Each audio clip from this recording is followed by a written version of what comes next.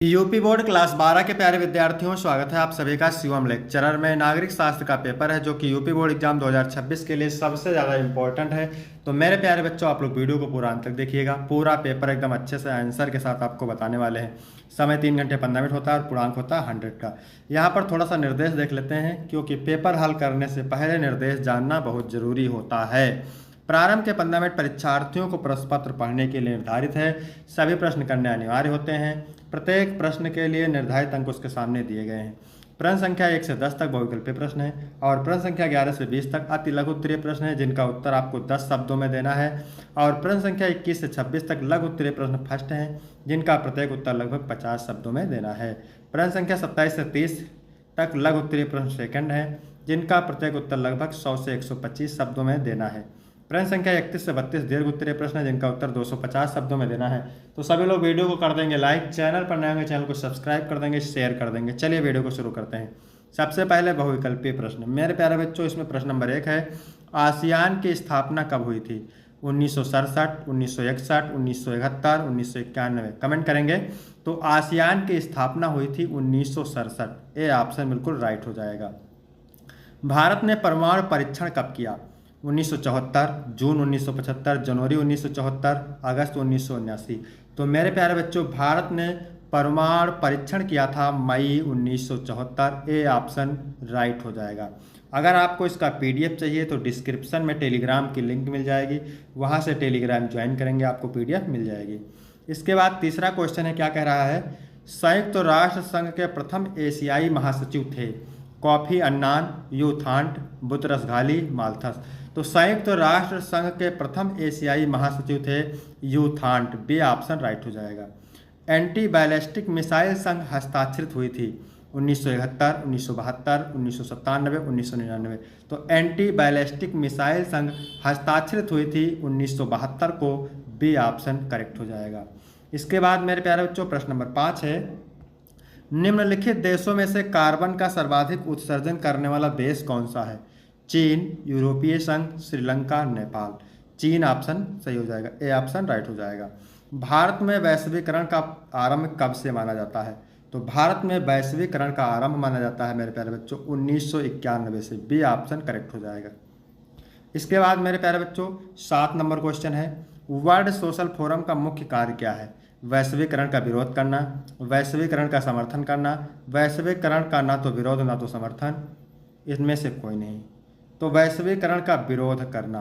World social forum का मुख्य कार्य है वैश्वीकरण का विरोध करना।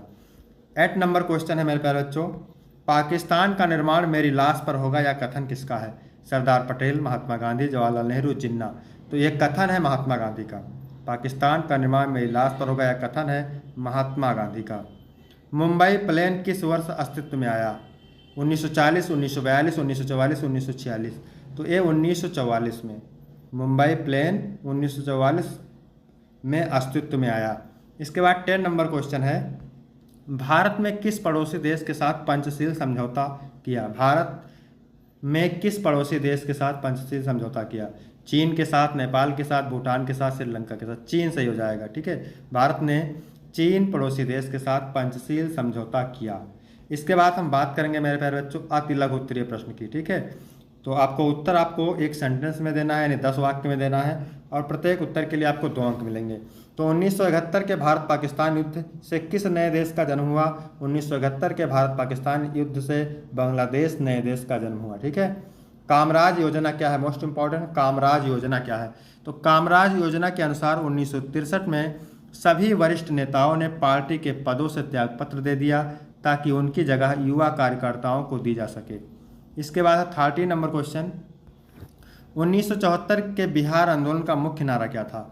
संपूर्ण क्रांति अब नारा है, भावे इतिहास हमारा है। यही नारा है।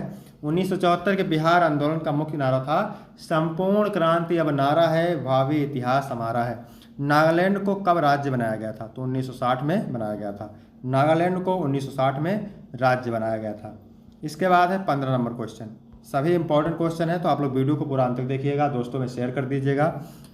चीन में खेती एवं उद्योग का निजीकरण कब किया गया? चीन में खेती एवं उद्योग का निजीकरण क्रमशः 1982 और 1998 में किया गया। बेनजीर भुट्टो की हत्या कब की गई थी? 27 दिसंबर 2007 को बेनजीर भुट्टो की हत्या हुई थी। मोस्ट इंपॉर्टेंट है, बेनजीर भुट्टो की हत्या 27 दिसंबर 2007 को की गई। इसके बाद में 17 नंबर क्वेश्चन है, संयुक्त राष्ट्र संघ के किन्हीं दो एजेंसियों के नाम। तो पहला एजेंसी है विश्व स्वास्थ्य संगठन, दूसरा है विश्व व्यापार संगठन। विश्व में उभरने वाले खतरों के नए स्रोत बताइए। एड्स, आतंकवाद, bird flu, Ebola virus, hepatitis C. इसके बाद है 19 नंबर क्वेश्चन, क्या कह रहा है मेरे प्यारे बच्चों, रियो सम्मेलन की सिफारिशों को किस नाम से जाना जाता है। तो रियो सम्मेलन की सिफारिशों को एजेंडा 21 के नाम से जाना जाता है। वर्ल्ड सोशल फोरम की पहली बैठक कब और कहाँ हुई। तो वर्ल्ड सोशल फोरम की पहली बैठक 2001 में और ब्राज़ील में हुई। यानी वर्ल्ड सोशल फोरम की पहली बैठक 2001 में हुई, कहाँ हुई, तो मेरे प्यारे बच्चों ब्राज़ील में हुई। ठीक है, इसके बाद हम बात करेंगे लघु उत्तरीय प्रश्न फर्स्ट की। उत्तर आपको 50 शब्द में देना है, प्रत्येक उत्तर के लिए आपको 5 अंक मिलेंगे। 1978 में चीन द्वारा घोषित खुले द्वार की नीति की व्याख्या करें।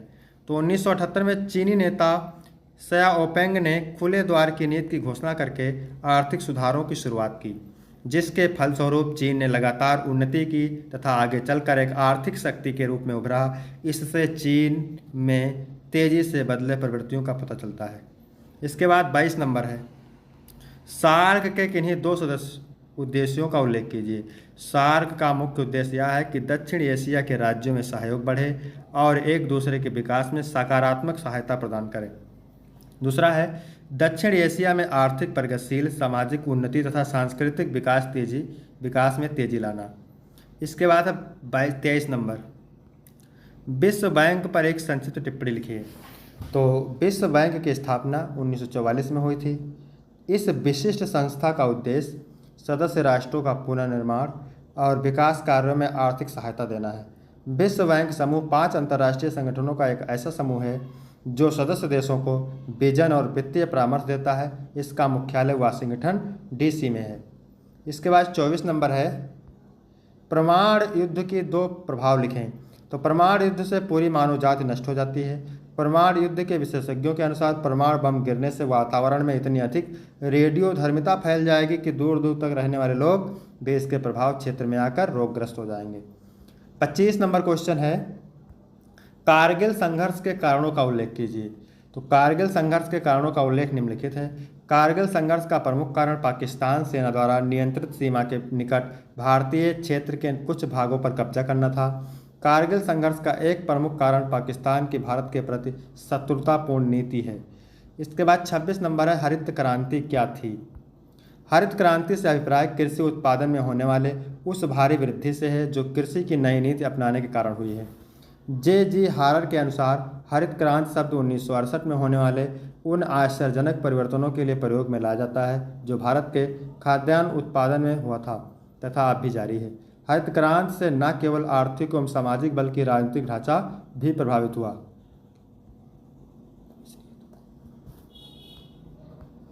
लघु उत्तरीय प्रश्न सेकंड, उत्तर आपको 100 से 125 शब्दों में देना है। ठीक है, 27 नंबर प्रश्न है, क्या कह रहा है, मानव अधिकार एवं आतंकवाद समकालीन विश्व की सुरक्षा में किस प्रकार निर्णायक है, समझाइए। तो मानव अधिकार एवं आतंकवाद समकालीन विश्व की सुरक्षा में भूमिका। मानव अधिकार और आतंकवाद आधुनिक विश्व की सुरक्षा के 2 प्रमुख पहलू हैं। आतंकवाद न केवल निर्दोष लोगों की जान लेता है बल्कि समाज में भय और अस्थिरता भी फैलाता है। यह मानवाधिकारों का घोर उल्लंघन करता है क्योंकि इससे लोगों के जीवन, स्वतंत्रता और सुरक्षा पर सीधा खतरा उत्पन्न होता है। इसके आगे लिखेंगे, आतंकवाद से निपटने के लिए सुरक्षा बलों और सरकारों को कठोर कदम उठाने पड़ते हैं, लेकिन इन उपायों में मानवाधिकारों का सम्मान आवश्यक है।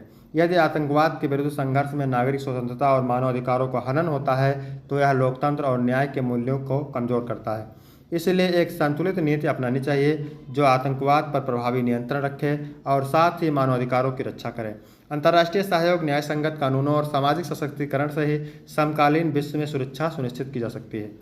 इसके बाद मेरे प्यारे बच्चों है 28 नंबर प्रश्न, क्या कह रहा है, 9 अंतर्राष्ट्रीय आर्थिक व्यवस्था पर निबंध लिखिए।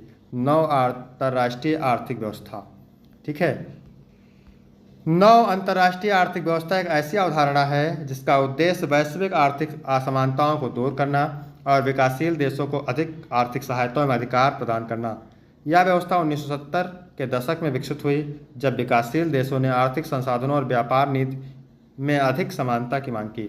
इस व्यवस्था का मुख्य उद्देश्य विकसित और विकासशील देशों के बीच आर्थिक असमानता को कम करना, संसाधनों पर न्यायसंगत नियंत्रण स्थापित करना और व्यापार, प्रौद्योगिकी तथा वित्तीय सहयोग को बढ़ावा देना था। आगे लिखेंगे, हालांकि हालांकि इस विचार को पूर्ण रूप से लागू नहीं किया जा सका, लेकिन वैश्विक संस्थाओं जैसे संयुक्त राष्ट्र, अंतर्राष्ट्रीय मुद्रा कोष और विश्व बैंक ने कुछ नीतिगत सुधार किए। आज भी एक समावेशी और संतुलित आर्थिक व्यवस्था की आवश्यकता बनी है, जिसमें सभी देशों को समान अवसर मिले और वैश्विक समृद्धि सुनिश्चित हो सके। इसके बाद आगे देखते हैं 29 नंबर क्वेश्चन। 1947 में भारत विभाजन के तुरंत बाद रजवाड़े के प्रति भारतीय सरकार का क्या दृष्टिकोण था? भारत विभाजन के बाद रजवाड़ों के प्रति भारतीय सरकार का दृष्टिकोण, इसके आगे लिखना है मेरे प्यारे बच्चों। 1947 में भारत विभाजन के बाद देश में 562 रियासतें थीं जो ब्रिटिश शासन के अधीन रही थी। स्वतंत्रता के बाद भारतीय सरकार का उद्देश्य इन रियासतों का भारत में विलय एवं एकीकृत राष्ट्र बनाना था। सरदार वल्लभ भाई पटेल और बीपी मेनन के प्रयासों से अधिकांश रियासतों ने स्वेच्छा से भारत में शामिल होने का निर्णय लिया। भारत ने 3 विषयों रक्षा, विदेश नीति और संचार के अधीन रियासतों को विलय के लिए राजी किया। हालांकि हैदराबाद, जूनागढ़ और कश्मीर जैसे कुछ रियासतों ने विरोध किया, लेकिन भारतीय सरकार ने सैन्य और कूटनीतिक उपायों से इनका भारत में विलय सुनिश्चित किया। इसके बाद आगे लिखेंगे, इस दृष्टिकोण का मुख्य उद्देश्य एक मजबूत, अखंड और संगठित भारत का निर्माण करना था, जिससे राजनीतिक अस्थिरता और आंतरिक संघर्षों को रोका जा सके। इस नीति ने आधुनिक भारत को एकता और स्थायित्व की नींव रखी। इसके बाद 30 नंबर क्वेश्चन है, क्या कह रहा है मेरे प्यारे बच्चों? क्षेत्रवाद क्या है? यह भारत की राज्य व्यवस्था को किस प्रकार प्रभावित कर रहा है? तो क्षेत्रवाद का अर्थ है किसी विशेष भौगोलिक क्षेत्र के लोगों द्वारा अपनी सांस्कृतिक, आर्थिक या राजनीतिक पहचान को प्राथमिकता देना। यह भावना कभी कभी राष्ट्र की एकता और अखंडता को चुनौती दे सकती है। भारत जैसे विविधतापूर्ण देश में क्षेत्रवाद विभिन्न रूपों में देखने को मिलता है, जैसे भाषा, संस्कृति, आर्थिक असमानता और राजनीतिक हितों पर आधारित क्षेत्रीय आंदोलन। भारत की राज्य व्यवस्था पर प्रभाव, राजनीतिक अस्थिरता, क्षेत्रीय दलों के उदय से राष्ट्रीय राजनीति में अस्थिरता बढ़ सकती है। विभाजन की मांग, क्षेत्रवाद के कारण तेलंगाना, झारखंड और उत्तराखंड जैसे नए राज्यों का गठन हुआ। तीसरा है आर्थिक असमानता, कुछ क्षेत्र तेजी से विकसित होते हैं जबकि कुछ पिछड़े रह जाते हैं। सामाजिक तनाव, कभी कभी यह भाषाई या जातीय संघर्ष को जन्म देता है, जिससे समाज में विभाजन बढ़ता है। इसके बाद है दीर्घ उत्तरीय प्रश्न। ठीक है, तो उत्तर आपको 250 शब्दों में देना है और प्रत्येक उत्तर के लिए 8 अंक आपको मिलेंगे। सार्क की स्थापना कब हुई थी, इसके उद्देश्यों का वर्णन कीजिए, तो इसको आप तैयार करेंगे। अथवा वैश्विक पर्यावरण को बिना हानि पहुंचा आर्थिक विकास करने के विभिन्न देशों के सामने एक चुनौती है, इस कथन को उदाहरण से समझाइए। तो अथवा करके 2 पूछता है, आपको 1 करना रहेगा। फिर 32 नंबर क्वेश्चन है, बांग्लादेश युद्ध 1971 की विवेचना कीजिए। फिर अथवा जम्मू कश्मीर की समस्या का वर्णन कीजिए। तो यहाँ तक मेरे प्यारे बच्चों वीडियो कंप्लीट होता है। वीडियो कैसा लगा? वीडियो अच्छा लगा तो वीडियो को लाइक करेंगे, चैनल को सब्सक्राइब करेंगे। फिर मिलते हैं आपको अगले वीडियो में, तब तक के लिए जय हिंद, जय भारत।